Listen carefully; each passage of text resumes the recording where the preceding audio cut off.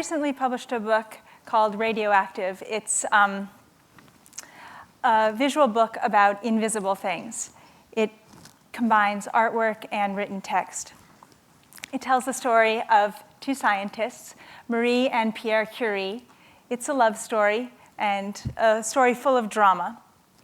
At the turn of the 19th century, a young woman moves from Russian-occupied Poland to come study in Paris.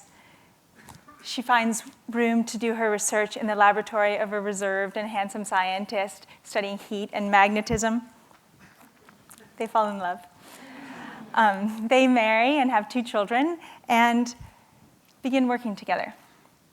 They discover 2 new elements, expanding the periodic table with radium and polonium, and they begin investigating the startling properties of these 2 elements. She coins the word radioactivity. They recognize this radioactivity to be an atomic property. And this is a momentous insight. It's one of the critical moments in the history of modern science. They win the Nobel Prize. And all seems to be going quite well, great marriage, accomplished couple, 2 beautiful daughters. And then in 1906, Pierre Curie is killed in a tragic street accident.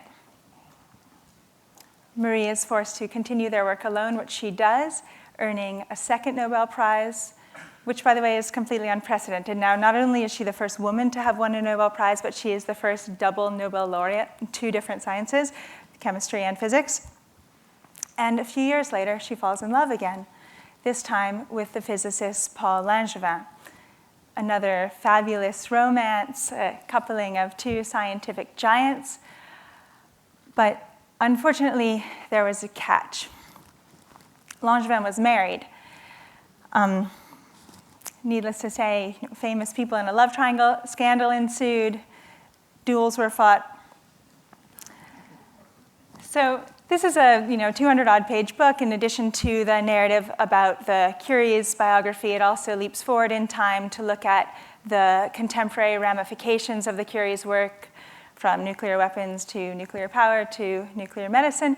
But long story short, there are these 2 central themes: radioactivity and love. Those are the invisible things that I was referring to earlier. And because this is a book in which I'm doing the writing and the research and the artwork and also the design of the book itself, it's very important to me that each of these components is meaningful and that they each embody the ideas in the narrative. And so when it came time for me to choose the medium with which I was going to create the artwork, that choice is very important. So I decided that I would make the images with something called cyanotype printing. Cyanotype printing is a cameraless photographic technique, and I had 2 reasons for this choice. The first was thematic. To make a cyanotype print, you take paper, you coat it with certain chemicals, you take that chemically coated paper, you expose them to the ultraviolet rays of the sun, and that turns the paper a deep blue. Now, a process using exposure to penetrating rays I thought made sense in a book about the history of radioactivity. And my second reason was aesthetic. A cyanotype print has this kind of moody twilight quality. The white lines against the blue background, I thought captured what Marie Curie described as the element radium's spontaneous luminosity, a kind of internal glow. So I just want to step you through here the making of one page in the book. This is a spread. It depicts the royal banquet when Marie has arrived in Stockholm to accept her 2nd Nobel Prize. So just to take one step back from that, when I begin, I'm always collecting drawings. I'm just, every day drawing, and I never know when I do a drawing if it's going to end up in my published work, but I just, keep gathering this little archive for myself. This is a still life that I did on my kitchen table. These are some jazz musicians that I drew at a club downtown. My sketchbook from a Parsons faculty meeting. Always doing archival research, looking at different source material. And then I take these disparate elements, and I recombine them into one composition that gives them a new context. And sometimes, I'm surprised by the new meaning that emerges from this new context. Because I want to make a cyanotype print, I then take this drawing and I turn it into a negative on transparency on an acetate sheet. I then take that acetate sheet, I place it on the chemically coated paper, as I mentioned. I expose that to the UV rays of the sun, and this is the blue image that would result. I'll then oftentimes hand color the image, in this case with colored pencil, and then the final step is adding the typeface. So this all makes the process seem very smooth, which of course it never is.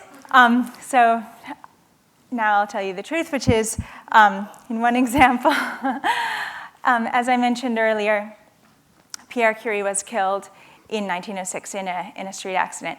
And when I got to working on this part of the narrative, I really struggled because, I couldn't imagine how I was going to portray this harrowing moment. How could I capture in an image the wrenching emotion of, a man killed, a woman who loses her husband, her scientific partner, the father of her children.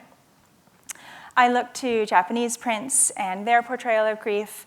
I read Marie Curie's own diaries, which are just devastating. She describes, seeing her husband's body, his decomposing corpse.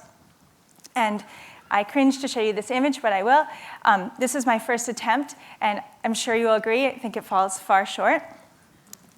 I tried overexposing the print to see if I could add drama. I tried underexposing the print to make the atmosphere dark and ominous.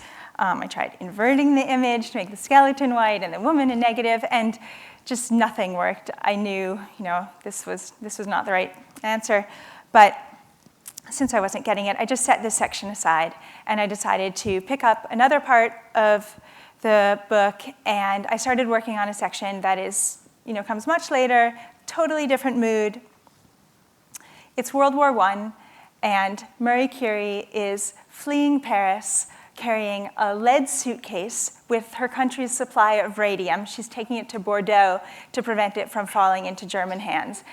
And in the text, she's describing her adventure, and the orange here is a digital manipulation. But when I first, my first attempt at printing this image, this happened.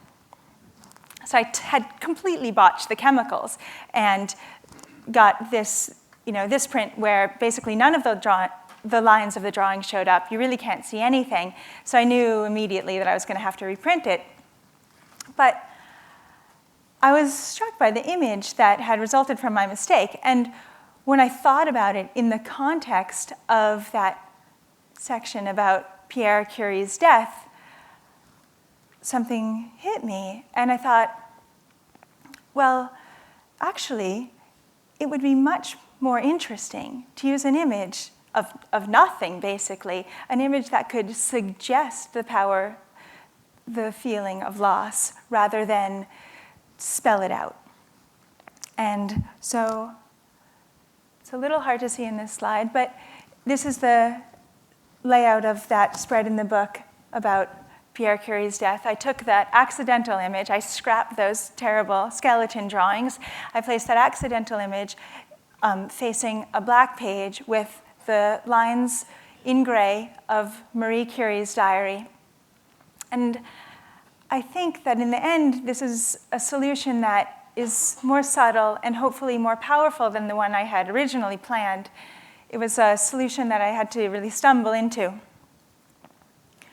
But of course, it's not just the artistic process that's full of accidents. The history of science is full of serendipitous discoveries. In fact, the discovery of cyanotype chemicals themselves was an accident. In the 17th century, there was a child born at the Castle Frankenstein named Johann Conrad Dippel. And Dippel went on to become I'm not making this up. Dippel went on to become an alchemist, and he wanted to create a universal remedy, a kind of elixir of life. So he stirred together all kinds of animal skins and hooves and horns and all sorts of unsavory things into what he called Dippel's oil. Now, Dippel shared his lab with a dye maker. And one day, this dye maker was cooking up a brilliant red hue. But he ran out of his key ingredient, so he reaches into the cabinet and he pulls out the Dippel's oil. He adds the Dippel's oil, stirs it up, and instead of this scarlet pigment that he was looking for, he gets a deep blue. It was vivid, it was light fast, and it became instantly popular. The Prussian army took it up to dye their uniforms, and we still use this formula today, and one of the forms we see it in is in the images of a cyanotype print. But it's not, that's just one of the many, many examples from science of a serendipitous discovery. We have Archimedes in his bathtub, we have Isaac and the apple, we have Christopher Columbus setting out for India and finding the New World. Someone is looking for one thing and they find another. Indeed, in 1896, the physicist Henri Becquerel was prepping for an experiment using uranium salts. For this experiment, he needed bright light. So because it was overcast on that particular day, he took his uranium nuggets and tossed them into a desk drawer where they happened to fall upon a photographic plate. He closed the drawer and left the lab. When a couple days later he came back, he opened the drawer and found that photographic plate to look as if it had been exposed to a brilliant light, which of course it hadn't. It was the uranium salts themselves that had exposed the plates. Henri Becquerel had just stumbled into something very, very significant.